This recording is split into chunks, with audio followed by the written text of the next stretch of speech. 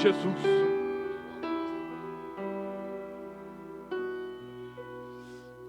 Atos dos Apóstolos, capítulo 16.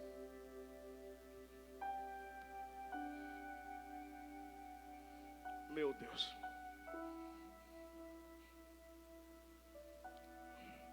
Atos dos Apóstolos,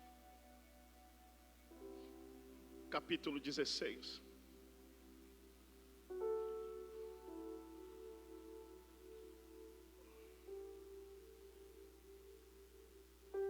Quem achou, diga eu. Ainda tem um pessoal rápido aí, hein? O nome disso é Escola Dominical. Escola Dominical ensina-se a abrir a Bíblia no lugar certinho. O estudo te adapta.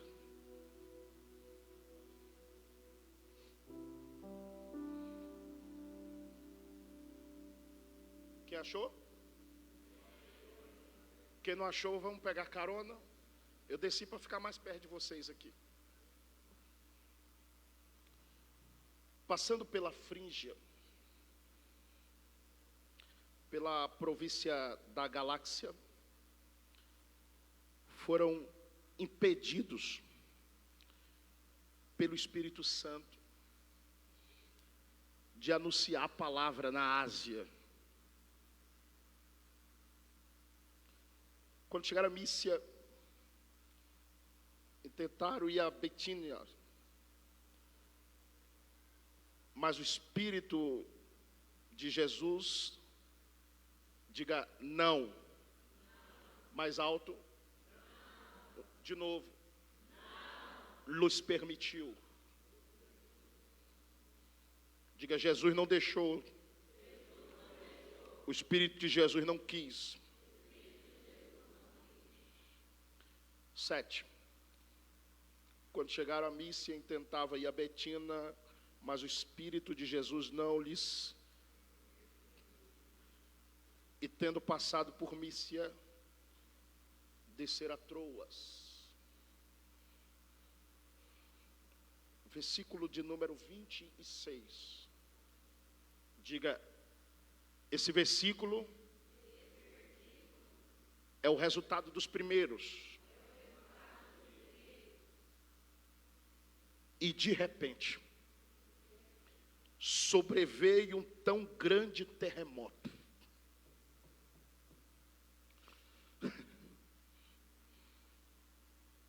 que os alicerces do cárcere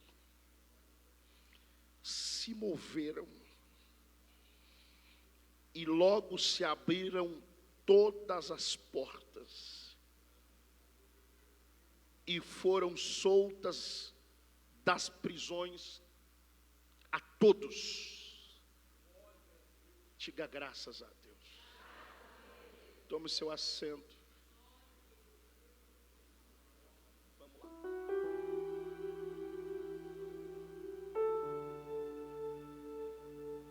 Eles vinham de uma longa jornada. Uma jornada vitoriosa, o livro de Atos dos Apóstolos.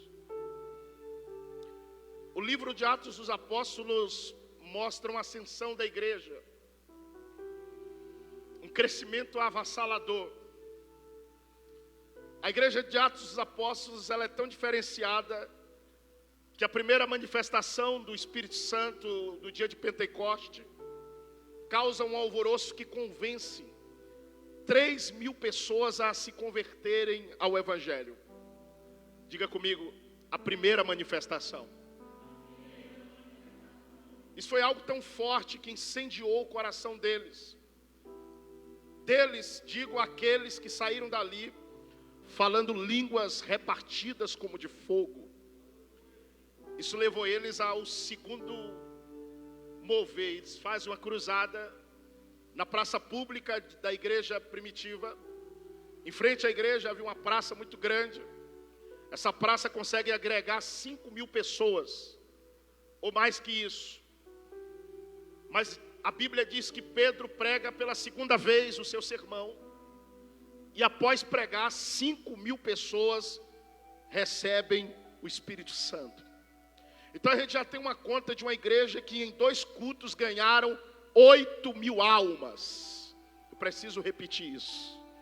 Uma igreja tão poderosa que precisou de apenas 2 cultos para ganhar 8.000 almas. Essa igreja vivia em oração e quando eles iam orar, eles viam um milagre acontecer. Quando eles voltavam da oração, eles viam um milagre acontecer. Um dia eles subiram à porta do templo e tinha lá um mendigo pedindo ajuda. Eles olharam para o mendigo e disseram: olha, eu não tenho prata, eu não tenho ouro, mas o que eu tenho para dar para vocês, eu dou para vocês. Levanta-te. A gente está com saudade da igreja que não tinha prata, não tinha ouro, mas tinha muito poder de Deus levantando o paralítico, curando os enfermos e expulsando os demônios. Dá uma olhadinha para o teu irmão e diga: mas a graça está voltando, a unção está voltando, a promessa está voltando. Oh, glória!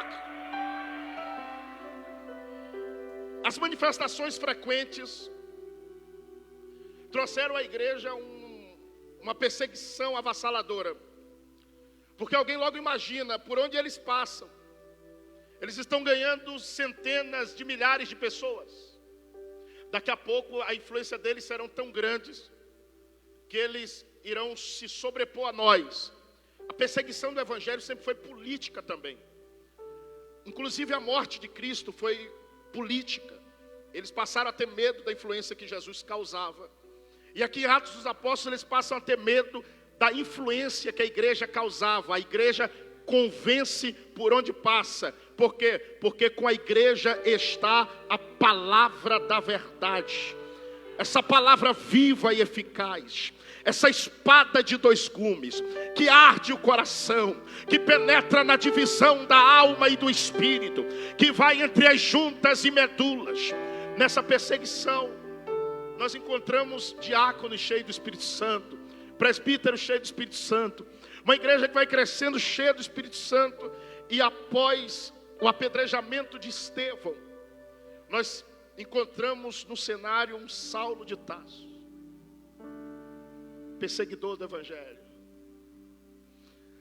Os homens da igreja primitiva pregavam o evangelho pela autoridade e conhecimento do Espírito Santo.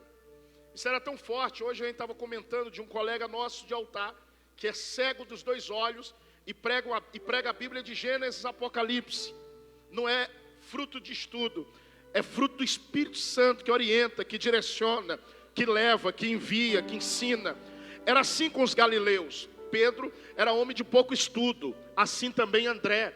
Os outros, além de ter um estudo, mas eram envolvidos com outras áreas da vida. Não eram capacitados para pregar a Bíblia. A gente precisava de alguém capacitado na letra. Alguém que soubesse conversar com os sábios. Alguém que soubesse conversar com os intelectuais, com os grandes pensadores.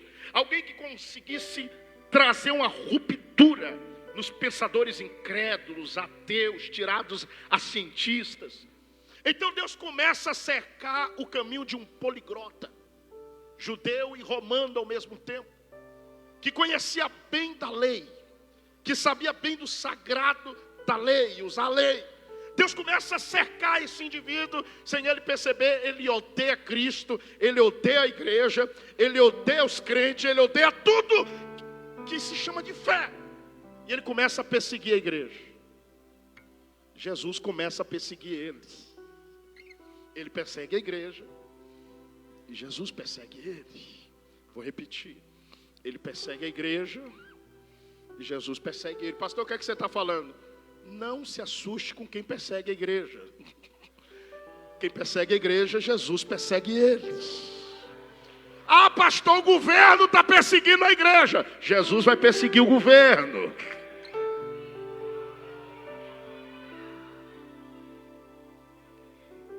Ah, pastor, o vizinho está perseguindo a igreja. Jesus vai perseguir o vizinho. Eu tinha uma senhora que ela perturbava a igreja todos os dias. Teve um dia que ela invadiu a igreja gritando. Eu falei: você está perseguindo a igreja. Jesus vai perseguir a senhora. A última conversa que eu tive com ela, ela segurou as minhas 2 mãos e disse: pastor, se tu podes, pelo amor de Deus, ore por mim.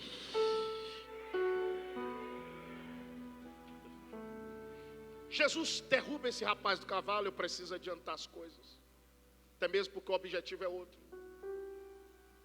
Mas eu preciso explicar para você o contexto. Jesus derruba esse rapaz do cavalo. Jesus converte esse rapaz. Jesus trabalha na vida dele. E agora de perseguidor, o perseguidor vira perseguido. Diga, Jesus sabe mudar a vida das pessoas. Não, isso é muito forte, eu vou repetir. Jesus muda a vida das pessoas sem as pessoas nem perceberem que a vida dela está sendo mudada. Não, só para o seu irmão entender que eu estou falando a verdade. Olha para ele, pergunta para ele: você lembra quem era você? Não, pergunta para ele: você lembra como você era, rapaz? Não, fala para ele se você era até mais feio. Não, fala para ele se era até mais feio. Olha que coisa linda esse príncipe aqui, ó. A esposa está aí? A esposa está aí? Olha lá, olha o sorriso do homem, ó. A pegada do varão, gente. Olha lá, coisa linda, ó. Olha o tamanho da aliança do homem. Pega isso aqui e coloca lá no mundo sem Jesus. Fedorento, cheirando a cachaça, todo fedido. Aí Jesus vem dar um banho de sangue, deixa charmoso, cheiroso, bonito. Jesus muda a vida das pessoas sem nem mesmo elas perceberem. O cara que lutava para fechar a igreja está com tanta unção que quando ele encosta, olha que coisa. Por isso que Paulo dizia assim: a sabedoria de Deus é loucura. Por isso que Paulo dizia: o evangelho é poder de Deus. Você pega um indivíduo letrado igual Paulo, pastora Marlene. Letrado, estou falando de cara que respira letra. Eu tenho um amigo meu que ele é dono de uma faculdade e ele falou para mim: se compra qualquer diploma, mas se tem um diploma que se compra, que passa vergonha, é o de direito. Porque enquanto ela está estudando, muda a maneira de falar, de agir, de se comportar. O comportamento muda, o olhar muda, a maneira de sentar muda, de levantar muda. Eu não sei se tem alguém aqui que estudou isso. E Paulo, as letras mudavam o jeito de falar. Se você pegar as cartas paulinas, você vai ver um jeito diferente de falar das cartas de Pedro.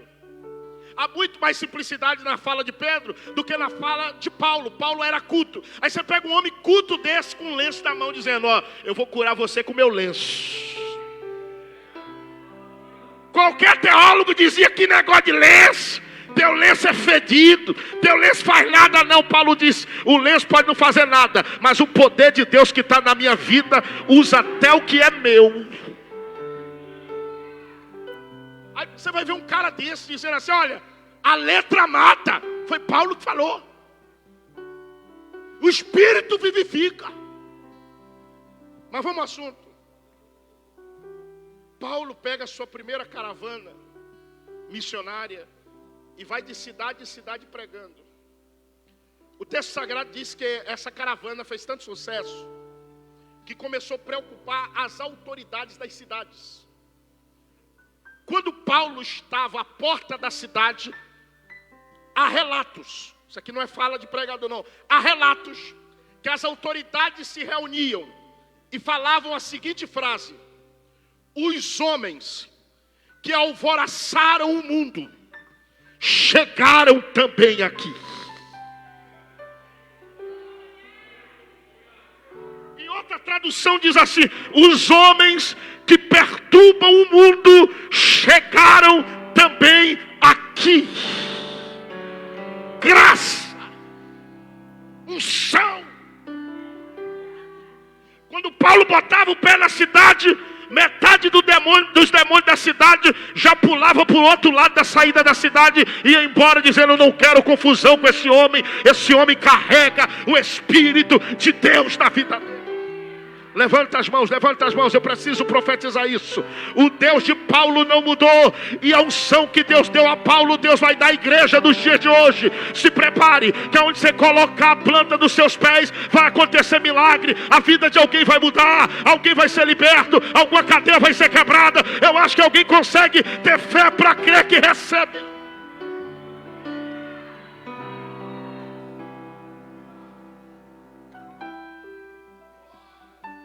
Esse homem já conseguiu mexer com a preocupação da metade de Roma. Os romanos estão preocupados. O pessoal da Ásia, o evangelho nem chegou lá, eles já estão preocupados. Está vindo um indivíduo aí que onde ele chega muda tudo. Isso começa a dar uma disposição a Paulo e ele quer ir em todos os lugares. Ele quer pregar onde der para pregar. Quando ele chega a Frígia, ele diz: olha, eu fui a tão longe que eu estou ao fim do continente. Eu preciso só pegar um barco, fazer a viagem de um dia e pela primeira vez visitar a Ásia. Está tão perto. Eu tenho um sonho de expandir, levar para mais longe.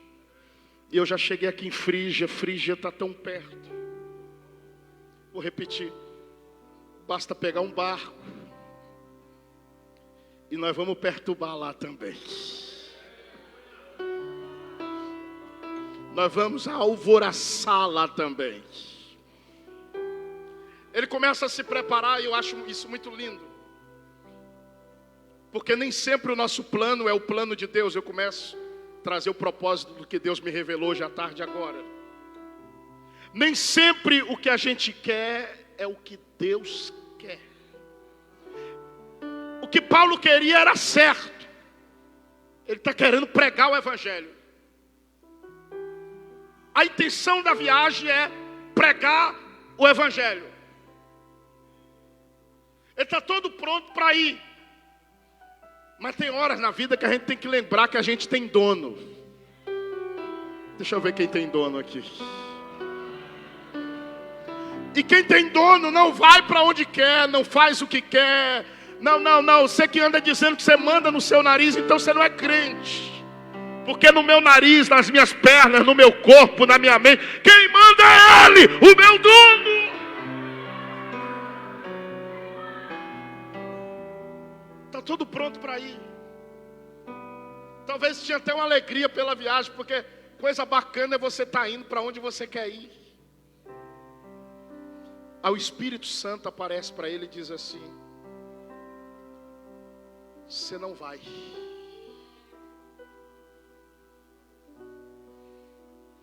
A liberdade que o Espírito Santo tem de falar com as pessoas: não. Você não vai. Aí eles vão se reorganizar. No dia seguinte ele diz: olha, se não dá para ir para a Ásia, tem uma cidade vizinha. A intenção aqui, talvez até por causa dos gastos, porque não pense que é só sair por aí pregando, fazendo cruzada, e isso gera custo. A intenção aqui é aproveitar o espaço geográfico, encurtar a distância, evangelizar lugares que não dê um gasto maior por causa da distância da viagem. Então Mísia está aqui do lado. A gente pega, então vai para lá. Aí o Espírito de Jesus, o texto diz assim, aparece para eles e diz: para lá vocês também não vão. Diga para o teu irmão: Deus tem uma rota para você. Fala, Deus tem um destino para você. Deus tem uma direção para você. Não, pega na mão de alguém e pergunta para ele: você está preparado para os dons de Deus? Não, você está preparado para ver Deus desmanchar o seu projeto para construir o projeto dele? Não. Você está preparado para Deus olhar para você e dizer: não é do teu jeito, não é como você quer, é do jeito que eu quero, é da maneira que eu quero. Eu sou teu Deus, eu faço como quero, do jeito que quero, na hora que quero, no lugar que quero. Deixa eu ver quem ouve Deus aí hoje. Levanta a mão, dá um grito de glória ao meu Deus. Fala para o teu irmão assim: você tem pai. Hoje à tarde Deus me ensinou uma coisa tão linda. A minha esposa perguntou: por que você gosta tanto de quarto? Eu digo: eu gosto de quarto e de monte. É os dois lugares que eu leio a Bíblia pulando. Eu dou cada salto da mesa. Meu Deus do céu! Parece que eu estou lendo e já me assisto aqui pregando para vocês. Deus me ensinou algo muito lindo hoje. Quem é pai aqui? Eu tenho 8. A gente sabe dizer não para eles. Lá em casa a gente sabe olhar para as meninas maiores, as da prateleira de cima, e dizer: já deu. Celular? Não. A gente sabe olhar para os meninos de baixo e dizer: já deu, chega de videogame. Não. Pai, posso dormir na casa da amiguinha? Você entra lá e vê quem é a amiguinha. Você olha para ela: não. Porque um pai que quer o bem do seu filho, ele não fica mimando o teu filho, fazendo todas as vontades dele. É por isso que a mensagem que sai do céu hoje é Deus dizendo: se for para o teu bem, eu vou te dar não quantas vezes for preciso. Eu não vou te mimar, eu não vou te paparicar. Eu vou fazer na tua vida a minha vontade, porque a minha vontade para você, ela é boa, perfeita e agradável. Não, pega na mão do teu irmão e diga: nem sempre Deus vai deixar você fazer o que você quer. A primeira vez que Deus deu não para o homem foi no jardim do Éden. Eu vou voltar lá para Atos depois. Deus olhou para o homem e disse: você tem um jardim, você tem todos os frutos, você tem esse rio de águas cristalinas, cheio de pedras preciosas, e o ouro de lá é bom. Você tem Eva, você tem, mas do fruto que eu plantei no meio do jardim, o fruto estava onde? Plantado aonde? Então todo dia ele tinha que passar por lá e lembrar do não. Deus disse não. O nome disso é: Deus coloca limites à criatura que Ele criou. Nem tudo você vai poder ter. Repete isso: Deus não vai me dar tudo. E eu vou te falar uma coisa que eu quero que você não se esqueça. Você que reclama porque não tem tudo que você desejava ter, é porque se você tivesse tudo que você desejava ter, a sua vida seria muito sem graça. Não. Deus olha e diz: não! No fruto você não toca. Esse não do jardim do Éden é o não do limite. Eu não vou poder ter tudo o que eu quero.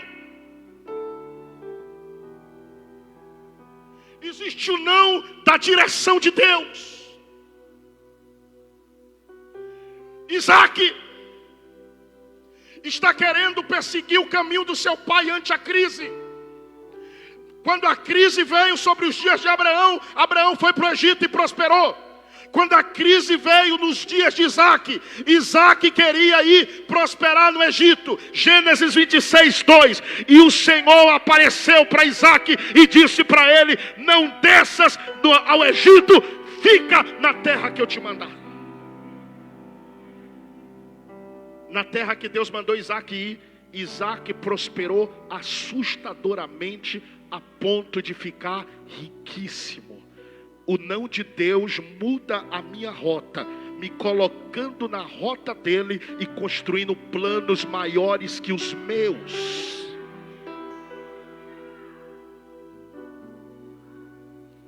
chega para Deus alegre. Se Deus, vem cá para uma conversa. Você sabe que eu amo sua casa, né? Davi amava muito a casa de Deus. Davi chegou a escrever assim: o zelo pela tua casa me consome. Você sabia que o zelo de Davi era tão grande que ele perdia o sono? Um dia ele acordou de madrugada e foi para a varanda de casa olhar o tabernáculo de longe e disse: eu não consigo. Mas não consegue o que, Davi? Ele disse: eu não consigo dormir, sabendo que eu tenho um palácio e a arca de Deus está em uma tenda.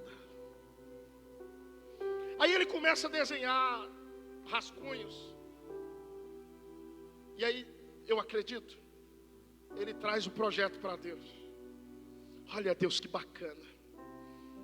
Eu fiz esse projeto aqui. Lindo, não é? É uma casa que eu quero construir para o Senhor. Deus olhou e disse: lindo, mas você não.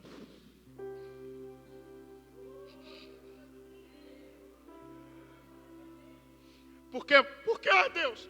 Porque o projeto é lindo, mas a mão é manchada. Se a mão manchada constrói o projeto lindo, as manchas de sangue da mão mancham o projeto lindo.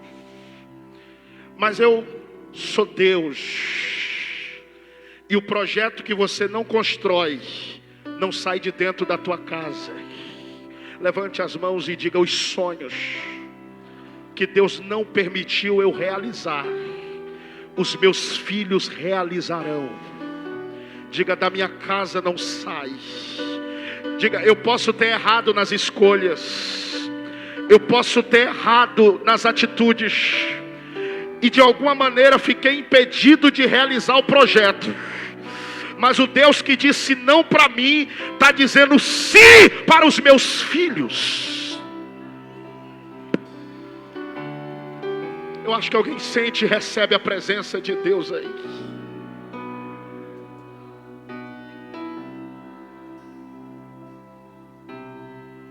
Teve alguém para lutar pela terra prometida mais do que Moisés?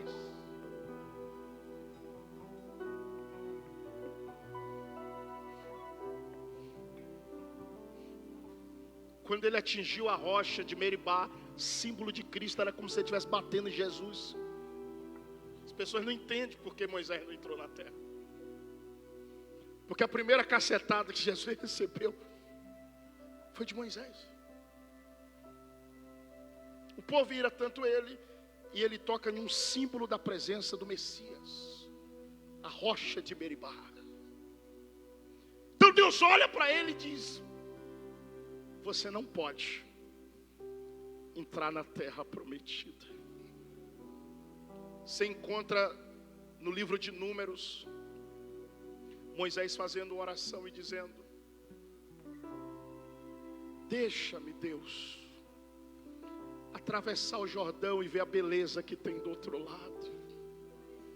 Sabe o que é que Deus falou para ele?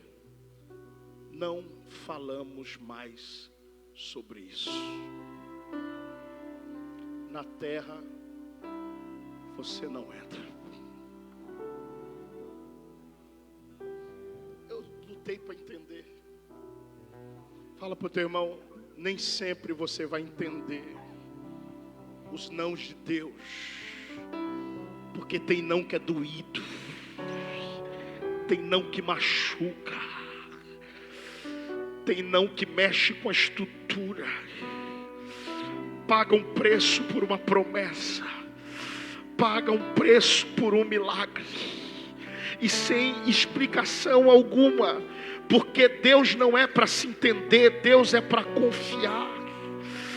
Deus está dizendo: você pode não entrar na terra prometida, mas na terra celestial eu já preparei um lugar para você. Deus nunca vai dar um não para mim que não tem propósito.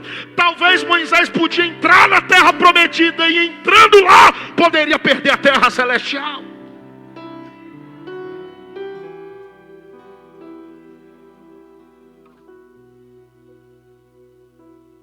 Quem foi de intimidade na Bíblia maior que Paulo? Olha, um dia Paulo estava em casa.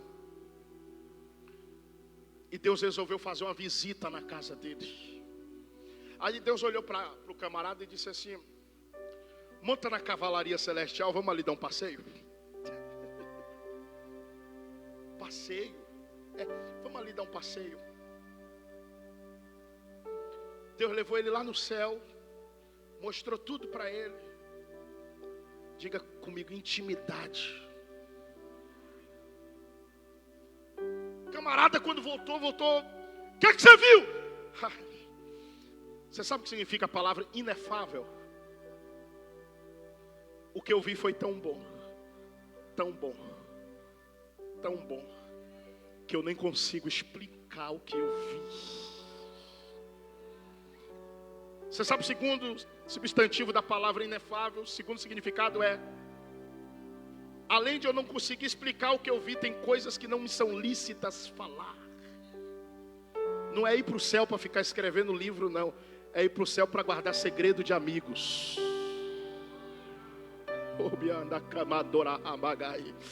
Eu acho que alguém trouxe o glória para dar para o meu Jesus aqui.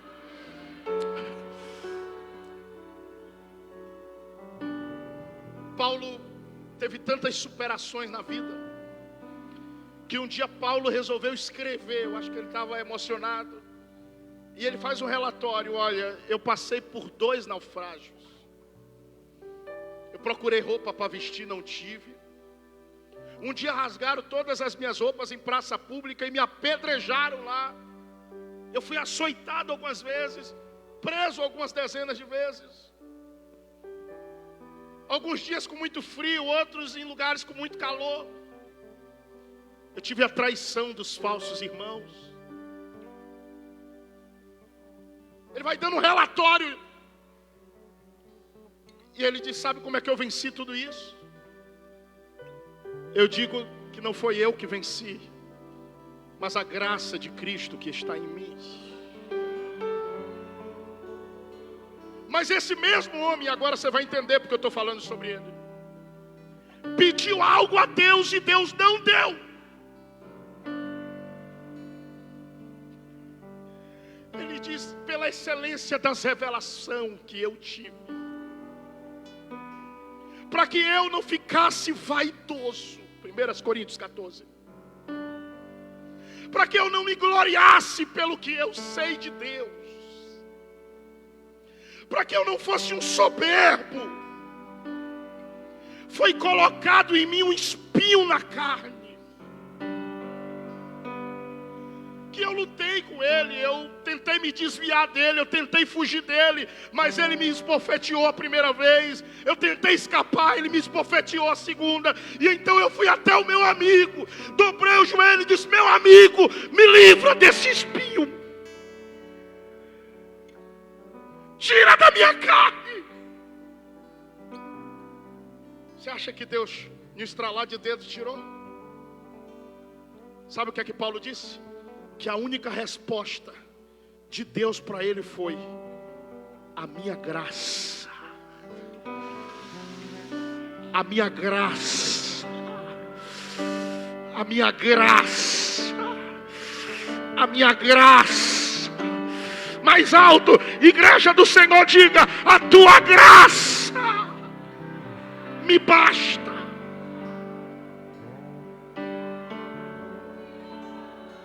Deus está segurando Paulo pela fraqueza dele.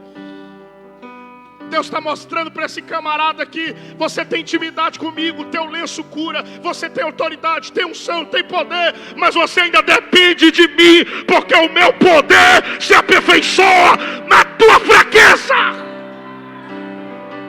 Não vou tirar. Você vai ter que viver com isso, você vai ter que lutar contra isso. Para quê, Deus? Para quê? Para não achar que você é melhor que teu irmão. Diga assim: sabe por que Deus te dá não? Porque Ele conhece você.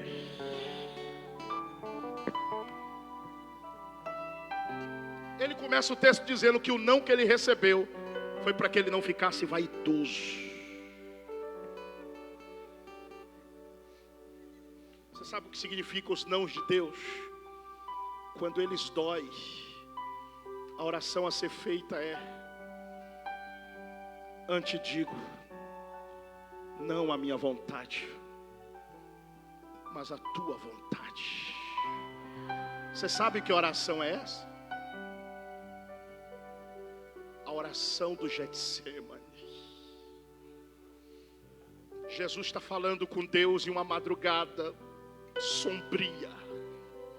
Os pecados da humanidade inteira estão se aproximando dele. O peso desse mundo opressor vai abraçá-lo, e ele está sentindo, por ter onisciência, porque Jesus carregava a onisciência de Deus dentro dele. Então ele sente, por premeditado, a opressão do mundo abraçando ele. É a maior dor do Calvário, do Gólgota, é ser abraçado pelos pecados do mundo. É levar naquele corpo santo pecados que ele nunca fez, de um assassino, de uma prostituta, de um feiticeiro. E ele vê tudo isso se aproximando dele. O Eli, Eli, lama sabachthani significa a retirada do Espírito Santo. Imagine a angústia que ele sentiu no Getsemane. A angústia é tão grande que o seu suor vai virando sangue. Sabe o que é que ele diz para Deus? Se eu pudesse, eu não estava passando por isso. Eu pulava esse cálice, eu pulava essa etapa. Eu não passaria por esse caminho, eu não passaria por esse processo. Mas quando Jesus entende que dentro do caminho do propósito não é o que eu quero, é o que Ele quer, Ele diz: antes digo, não a minha vontade, mas seja feita a tua vontade. Levante a mão e diga hoje: me ensina, Espírito Santo, a dizer não para as minhas vontades, para dizer sim, sim, sim para a tua vontade, ó Senhor.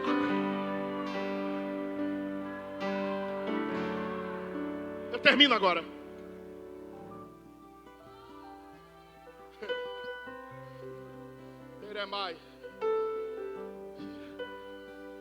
Eu começo lendo sobre impedidos de pregar. Porque Deus não deixou ir para a Ásia? Porque Deus não deixou ir para a Frígia? Porque Deus precisava fazer 3 breves milagres. Eles encontram a primeira cidade da Macedônia, Filipos. Lá prega alguns dias, sabe o que acontece? Ninguém se converte.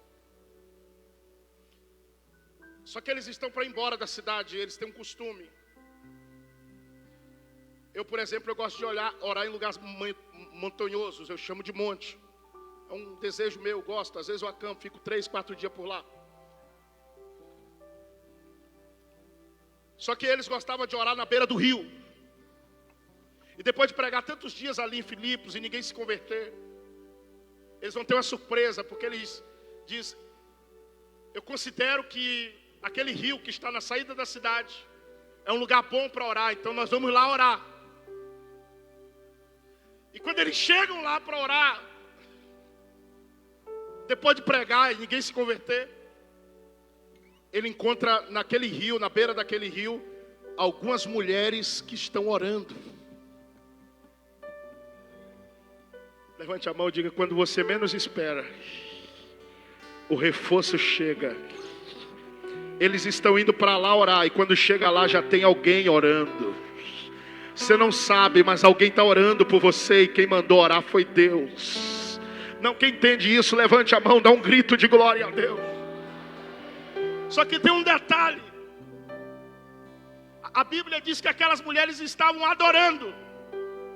E Paulo não perde a oportunidade e começa a pregar. E no meio daquelas mulheres tem uma mulher que não é da cidade. Estava visitando a cidade, para quê? Para vender púrpura. O nome dela é Lídia. Ela está no meio dos adoradores, ou adoradoras. Ela está no meio das mulheres que oram. Mas essa mulher não se converteu.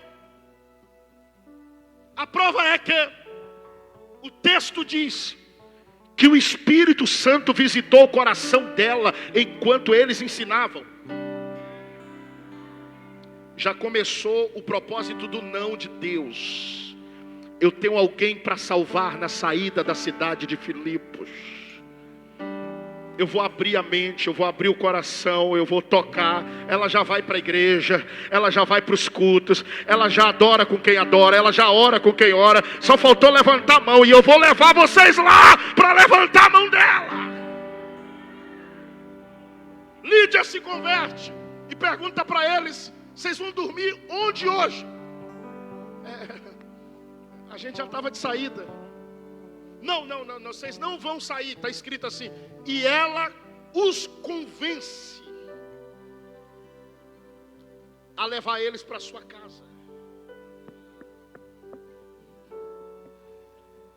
Diga comigo assim: a família de Lídia toda se converteu. Você não vai para a Ásia porque eu preciso salvar a família de Lídia. Pega na mão do teu irmão e diga: Deus escreve os seus dias. Não, fala: Deus escreve os seus dias. O Deus que te deu não hoje, Ele tem um propósito para o teu amanhã. Não, essa frase é muito forte, eu vou repetir até alguém entender. O Deus que te deu não hoje já escreveu o propósito do teu amanhã. A família de Lídia precisa ser salva. Eu quero profetizar de novo. O que aconteceu na casa de Lídia vai acontecer na tua casa. O evangelho vai chegar lá. Não, levanta a mão. Eu quero te dar 30 segundos para você gritar o nome de pelo menos 10 pessoas da tua família que você quer liberto, que você quer batizado. Levanta a mão e grita: vai. Fala o nome do teu pai, da tua mãe, do teu irmão. Fala.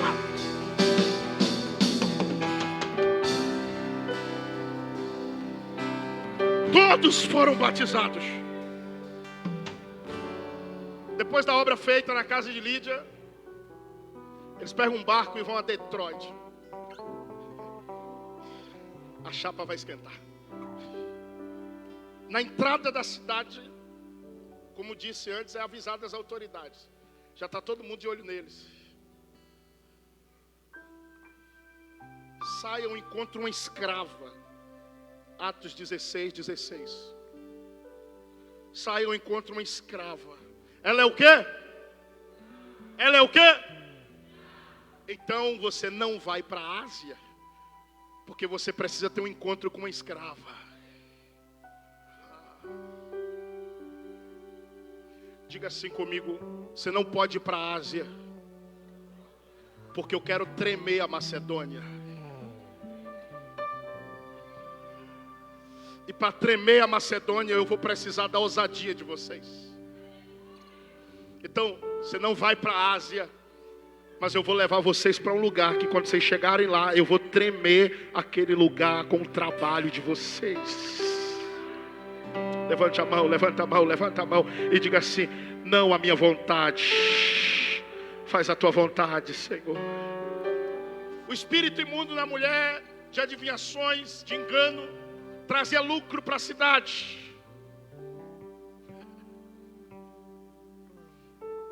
Paulo olha para ela e ela diz assim: homens de Deus, falou alguma verdade ou mentira? Às vezes tem gente na mentira falando a verdade, e a verdade que fala não cura a mentira que vive. Até prega a verdade, mas vive uma mentira. Porque não adianta pregar uma verdade e viver uma mentira, porque senão você está dando água limpa em copo sujo. Acho que alguém entendeu. A Bíblia diz que quando ela gritou: homens de Deus, Paulo se revoltou. Está na hora da igreja se revoltar contra algumas pessoas que estão usando a noiva de Deus só para lucrar. Está na hora da igreja se revoltar e dizer: espírito de engano, não!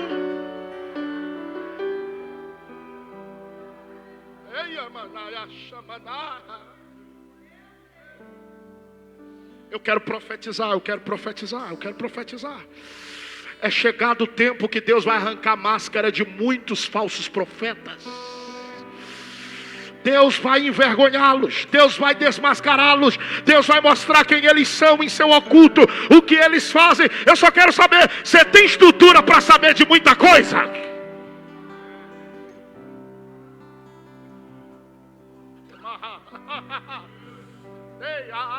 Ei, amarrama dos cicantas. Os altares de Deus ainda carregam espadas de verdade, espadas de justiça, espadas de cobrança. Está na hora da igreja ter essa revolta que Paulo teve. Qual foi a revolta? Ele olha dentro dos olhos da escrava. O texto começa dizendo que ela é escrava. Espírito imundo, arruma a tua trouxa. Pega o que você colocou aí dentro, miserável, e sai. Diga comigo assim: esse é o papel da igreja. Atacar o inferno. Diga: atacar o inferno.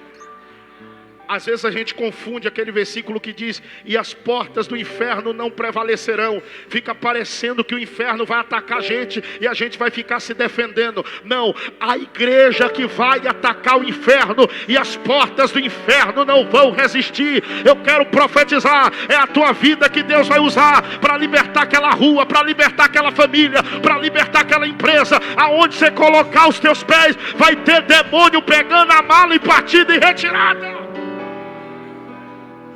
Fala para o teu irmão: mas vai custar caro isso. Quando o capeta foi embora, o inferno ficou furioso. Houve um alvoroço na cidade, alguém corre e diz: quebraram o nosso lucro, desmascararam a nossa mentira. Devorar-te, Candacerra. Às vezes o evangelho nos leva a apanhar. Você está preparado para apanhar? Imagina se não passa na cabeça quando está apanhando: eu ia para a Ásia.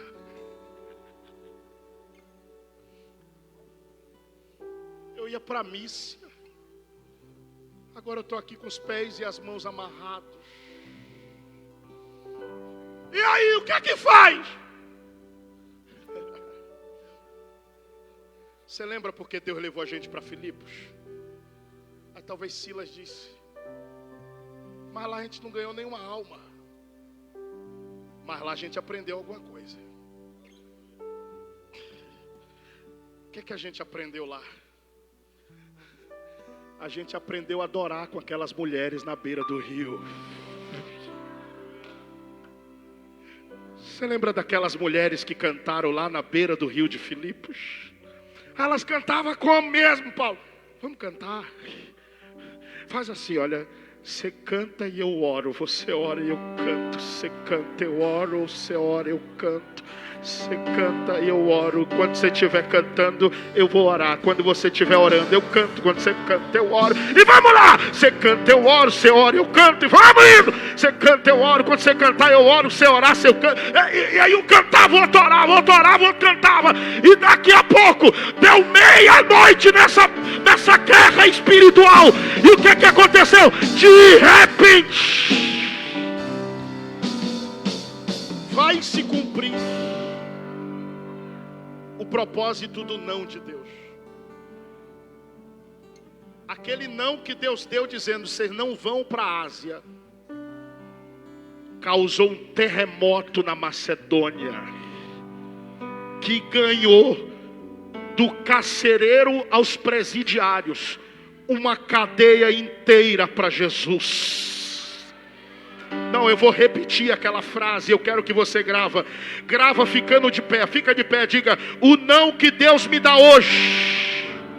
Fala mais alto, diga: o não que Deus me dá hoje Escreve o terremoto de amanhã.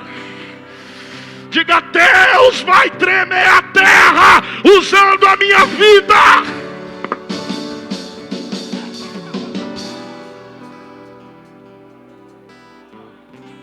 O Deus que te deu não hoje, já escreveu um projeto maior para o teu amanhã.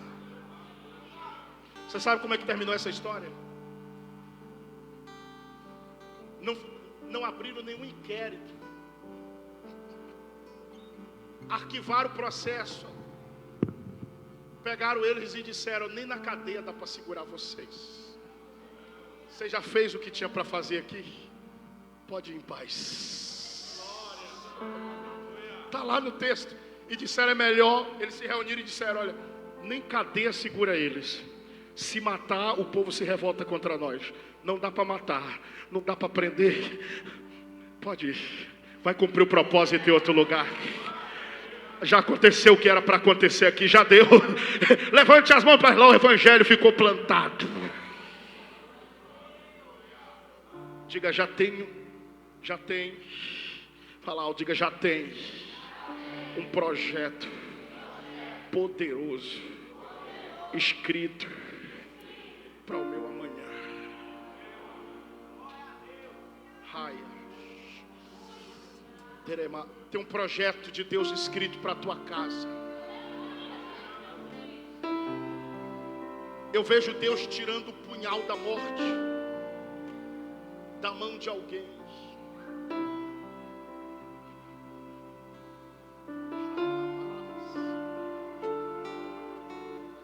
A mídia deve ficar perturbada. Eu venho para cá, para trás. Vem cá, vocês duas. Corre aqui. Seja curada. Deus devolve até a tua vista de volta. Sua mão. Lutamos com a mar. Espera um pouquinho. Desculpa, tá? Espera só um pouquinho. Levante as suas duas mãos a Deus. Você já me viu quantas vezes? Só aqui na igreja. Só aqui na igreja. Porque Deus contou uma história para mim na hora que eu estava orando para você. E uma história que vai tranquilizar teu coração. Você precisava sair daqui tranquila quanto a isso. Porque é uma história que preocupa a ti e preocupa toda a sua família. Levante as suas duas mãos, feche os olhos e grita 3 vezes: Deus. Fala: Deus, diante deste altar, eu te apresento o meu irmão. Fala de novo: meu irmão. Pela 3ª vez: meu irmão. Diga: enquanto eu falo meu irmão, Deus está tirando ele de uma grande confusão. Porque essa confusão é tão grande que poderia custar a vida dele. Teremi cantar, rabachore cantore ramandarai. Deus falou comigo que tem uma obra tão grande na vida desse rapaz, mas a cabeça dele virou a andar com quem não era para andar. Tudo apresentado por uma mulher que não era para estar no caminho dele. Desde que essa pessoa chegou, a vida dele andou para trás. Até demônios alimentados para destruir a vida dele, você sabe que tem. A vida desse rapaz virou de ponta cabeça a ponto de ele não ouvir ninguém. Nem o choro da sua mãe o convence, que chora desesperada noite e dia preocupada com ele. Mas eu vi um anjo do Senhor que tinha na mão uma espada muito linda, que saía a guerrear, que saía a lutar, dizendo: hoje eu estou destruindo o projeto que estava escrito para a vida deste homem. Eu vi aqui quando na ponta da espada do anjo tinha um nome escrito, e Deus disse: avisa para essa família que Ailton está na palma da minha mão. Não, avisa que Ele está na palma da minha mão. Acho que tem glória a Deus lá do lado esquerdo da igreja. Sabe por que eu chamei você e a tua filha aqui? Você sabia dessa história?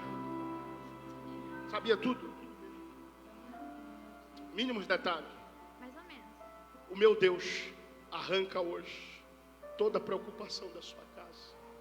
Porque não é a primeira confusão que esse rapaz entra e nem é o primeiro livramento que Deus dá a ele. Até de acidente Deus já livrou ele. O meu Deus hoje levanta a tua cabeça e diz: avisa para a tua família que pelos próximos dias ele vai se converter e o meu nome será glorificado na casa de vocês. Tem glória a Deus aqui, tem glória a Deus aqui, tem. Levante a mão e diga: o não de hoje escreve o projeto de amanhã.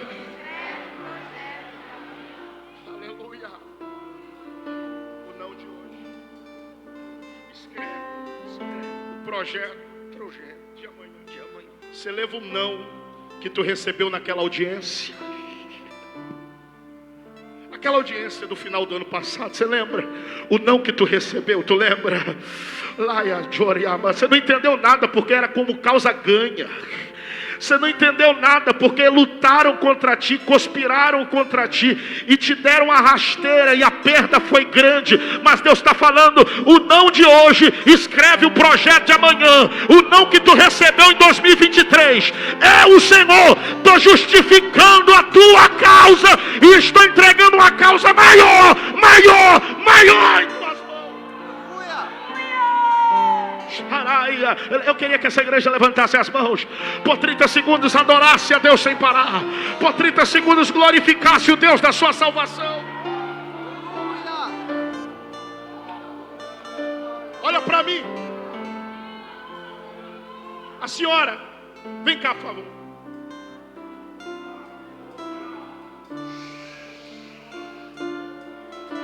Eu te chamo aqui hoje na frente para te dizer: essa noite de hoje, Deus está gritando no meu ouvido dizendo que é a noite da vitória das Marias.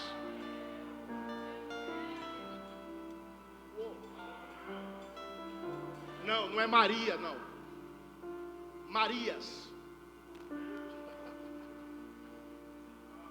Porque tem mais de uma Maria na tua família. Como é teu nome? Como é teu nome? Como é o teu nome? Levante as mãos e diga hoje: Deus está curando o meu corpo. Diga: o mesmo Deus que me tirou do hospital, o mesmo Deus que te tirou da UTI, o mesmo Deus que te ressuscitou, está dizendo: Maria, tu ora que hoje eu curo o teu corpo, porque tu vai precisar de saúde para ver o milagre que eu vou fazer na vida da Maria, que é a tua filha. Levanta a mão aqui quem trouxe glória. Eu vou perguntar para ela: você tem uma filha chamada Maria?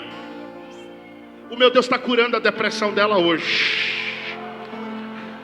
Você anda tão preocupada com a confusão que está acontecendo dentro da casa dela. Você anda tão preocupada com as idas e vindas da vida dela. Você anda tão preocupado como está a vida da Maria, toda bagunçada. E o meu Deus está dizendo: enquanto você ora aqui, eu estou visitando a tua filha com um milagre. Recebe a cura no teu coração. Enxuga as lágrimas e leva essa promessa para casa. Levante as mãos e diga: hoje é apenas o começo do que Deus vai fazer amanhã aqui dentro. Ontem eu profetizei nesse altar: chegou a hora do avivamento de Deus para essa igreja. Chegou a hora do mover de Deus para essa igreja. Chegou a hora. Eu quero terminar, o meu tempo já até acabou. Querendo saber se você deseja ser aquelas 114 pessoas que aonde colocar os pés, Deus vai colocar os pés com você, que vai viver milagres extraordinários. Se você deseja, saia do seu lugar e vem aqui na frente correndo. Só quem deseja receber uma liberação profética, só quem deseja, só quem deseja. Sai do seu lugar. Eu não acredito que tem gente que vai ficar aí atrás. Não acredito. O teu ano precisa de unção. Você vai precisar de unção. Eu preciso repetir isso. Você vai precisar de unção para esse ano.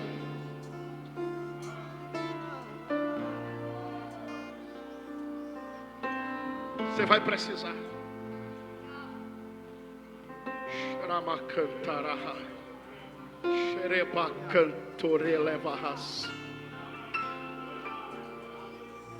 Pode ficar na fila. Pode encher aqui o lado direito. Quanto mais perto do altar você estiver. Eu me lembro quando eu era criança, minha inocência.